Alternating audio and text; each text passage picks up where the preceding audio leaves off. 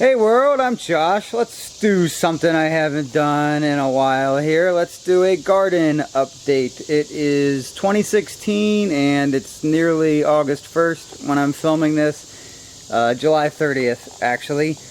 And I'll show you what's going on with my garden. It's very wet, so I really can't do much at the moment.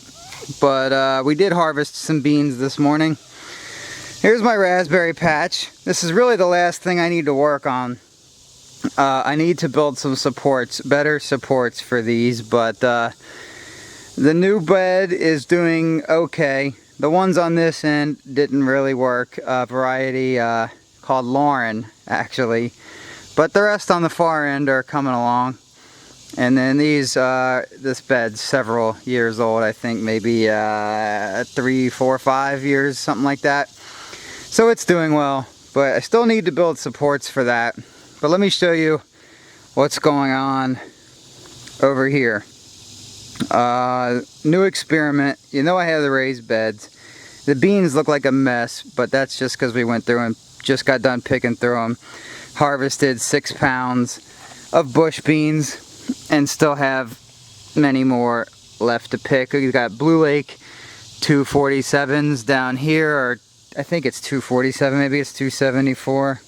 And then these are, I think they're called dragon's tongues in the middle. Yeah, something like that. I get all my beans from, rareseeds.com, Baker Creek heirloom seeds. I just picked one and dropped it. I meant to show it to you, but now I can't find it down here in this mess. Here it is. Okay. Getting some big, nice beans. Let me see if I can find a dragon's tongue in here, because these look pretty crazy. Here we go. Here's one. They're like yellow with purple streaks. I don't know if the purple's coming through in the video. There we go. Haven't tasted these yet. We've typically grown just Blue Lakes, but I wanted to mix it up a little this year because I was using a bigger bed this year. You can see these dragon tongues put out purple flowers, unlike white flowers that are normally on my bush beans. And then down here, see if I can find a label. Maybe it's over here. I honestly don't remember which ones these are. They're smaller than the Blue Lakes. These were all planted at the same time, and the dragon's tongues are proving to be the slowest of the bunch in terms of putting out their beans. Well, I can't find the label, but needless to say, it's a green bean. It really doesn't matter that much. Bush bean. Okay. Here's the other new thing, or really the new thing. This is, you see these 2x4s, 2x4x10s I think I used. Learned a few things, but this is my idea. I've seen it done in like indoor hydroponics using strings instead of stakes for tomatoes. You can see I used some paracord and then up to these hooks and ratchet sort of carabiners kind of, but they're like a ratcheting variety, and then I ran the paracord across and then tied the tomatoes to this garden twine here. And I learned a few lessons. This is the first time I've ever tried it, but as you can see, there's quite a bit of sag in the paracord. So the reason that I did this is I got sick and tired of like 4-foot tomato stakes being too short and causing problems for me. So I wanted to get something that could go much higher, and that's a bit negated by the sag. So what I need to try next year, and I should say I built this kind of late in the season, so I think it will work a lot better tying the plants up from the very beginning. I think I'll have less trouble. It'll be easier to remove the suckers and whatnot. I haven't really removed any suckers this year, so it's kind of a mess. So this is kind of a training session for next year. I think next year is going to be good. But so far, we're doing okay this year. The tomatoes are slow to get ripe, but and you can see some yellowing and possible leaf disease on the bottom. I think that's from laying on the ground, and I don't think it's a shortage of nutrients. I have been fertilizing them with granular fertilizer and a foliar fertilizer. All organic stuff, nothing chemical. Same thing for my pesticides.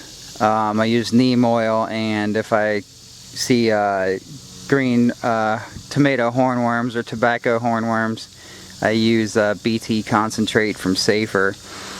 Anyway, I think the things that I've learned, you can see I've got like cable ties and garden twine. What I need to try in the future is either more paracords, like several across, there's no T in across, several across, or possibly suck it up and pay for some heavier wire to run across the top, like the stuff you might use for a dog run. Over here where the tomatoes are less developed, it's less of a problem. You can see not nearly as much sag. Alright, my video stopped recording, but I'm back. This is my sweet pepper bed. Sweet peppers are looking very good this year. I was getting some real bad sun blisters on them earlier in the season, but I think that might have been a little transplant shock or something along the lines as well. But these are some pretty doggone big sweet peppers. I have pretty big hands. I'm 6'2", and my hands are probably 7 inches long, so this is probably about a 7-inch pepper. And threw a few basil plants down here for fun. They're flowering. I need to pinch them off. But gonna try our hand at drying some basil this year, rather than just using it fresh and making a bunch of pesto. That's what I've done in the past, and we just don't eat that much pesto. We really don't use that much basil. I should really just dry it and give it away as gifts or something. I just like growing stuff. So anyway, you can see sweet peppers doing quite nicely. Bell peppers, I guess most people call them. Yeah, you can see here what I was dealing with earlier in the season, some sun issues. And then down here I got some lousy looking eggplants.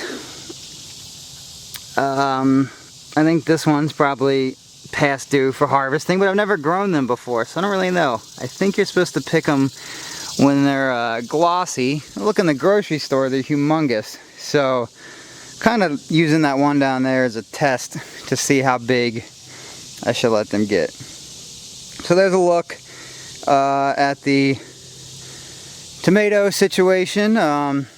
Need to tie them up again, but I'm waiting for my Velcro strips to come in the mail from Amazon. Once those are there, I'm gonna have to go through and tie the plants up again. Let's transition. Let's see if you can see in my yard. Look on those trees. I've got them spray painted. I had an arborist or a tree expert come out and examine all my ash trees. Treated the ones we could, but the emerald ash borer has killed a whole bunch of them.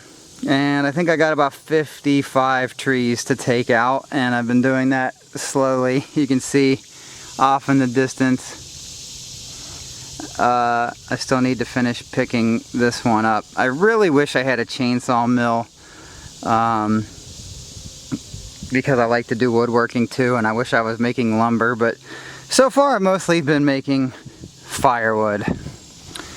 Let's go back here. You can see I've got a quite dangerous looking ash tree to deal with. I think I might just have to suck it up and pay for having this one removed. I'm crazy, but I'm not always stupid. Sometimes I'm stupid.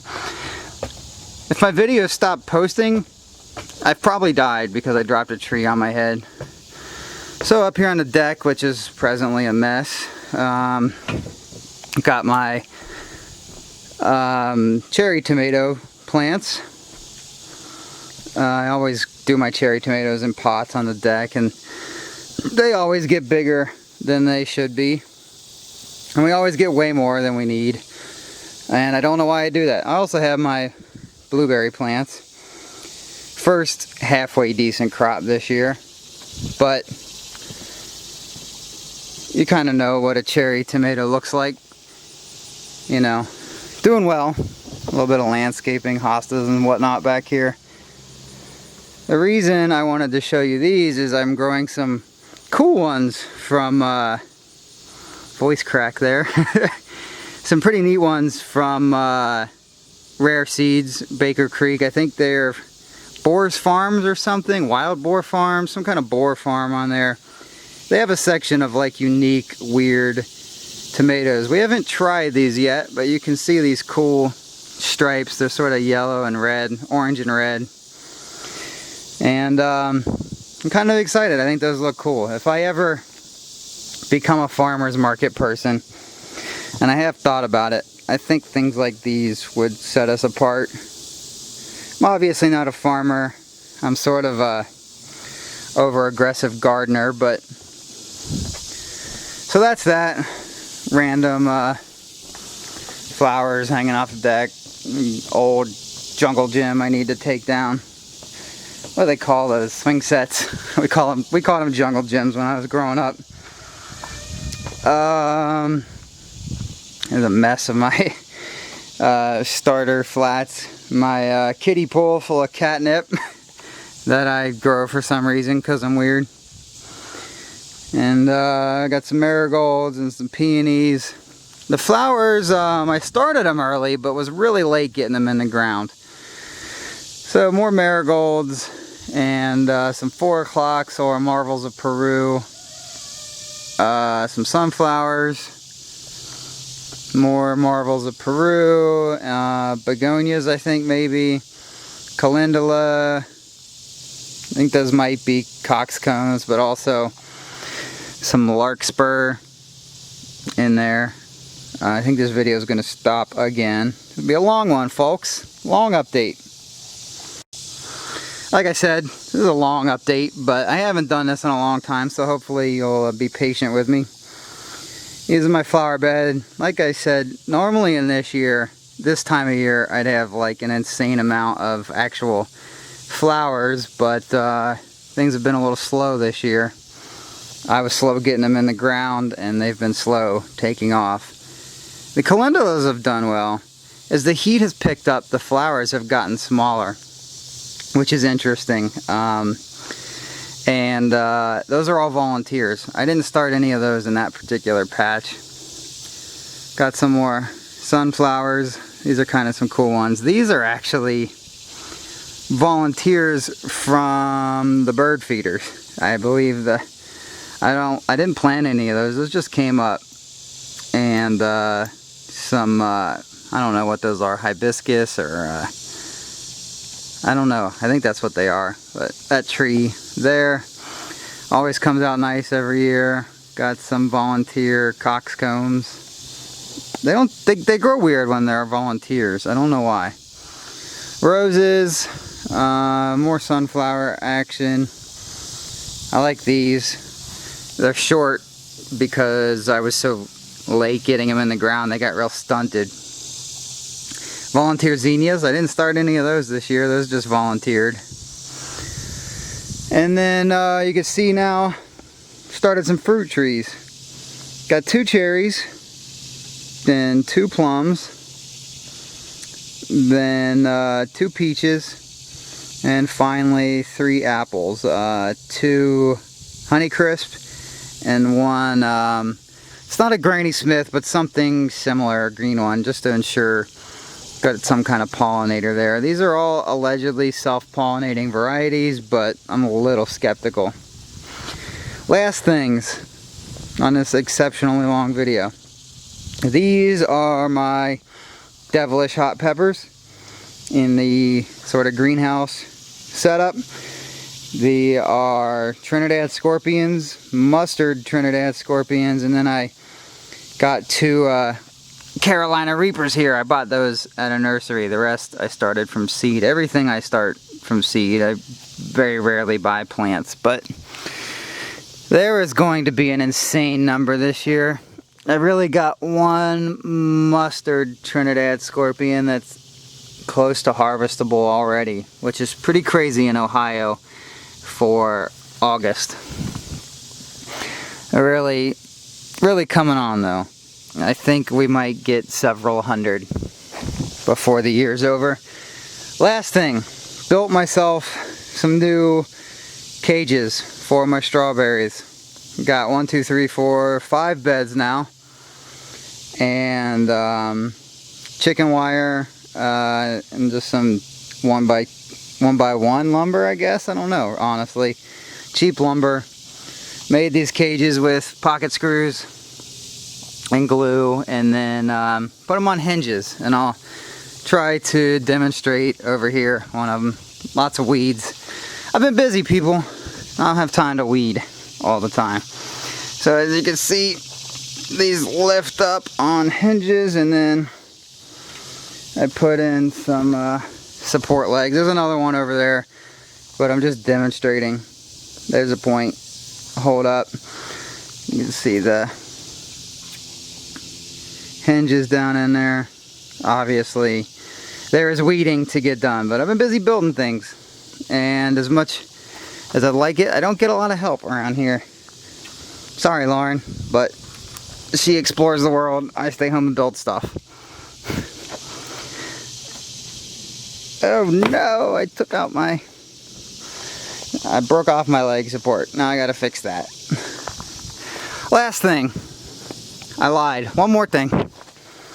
This is my insane piles of firewood. This is why I wish I had a mill to turn some of these ash trees into lumber, because most people would think that's a lot of wood, and it is, and I need to split all of it. But at this point I'm just going to rent a gas powered one. We got that lumber, or that firewood, and that firewood, and then I started another pile over here. Yeah, I know it's sitting out in the open. Once I get it split, I'm gonna figure out how to cover it.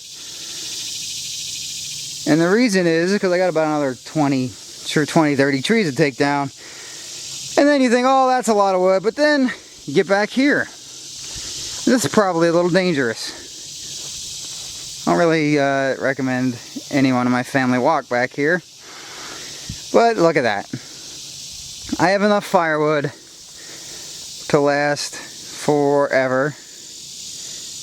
And this is why I need to just suck it up and buy a lumber mill, a chainsaw mill, or perhaps a lathe. Learn to turn some of this stuff, make some bowls or something silly. So there you have it. You haven't seen any of my garden or yard activity in a while, so I apologize for the extremely long update, but in the future the updates will be shorter, more appropriate length, and thanks for watching. Running out of time, so I'll see you next time, and comment, subscribe. Appreciate you watching. Bye.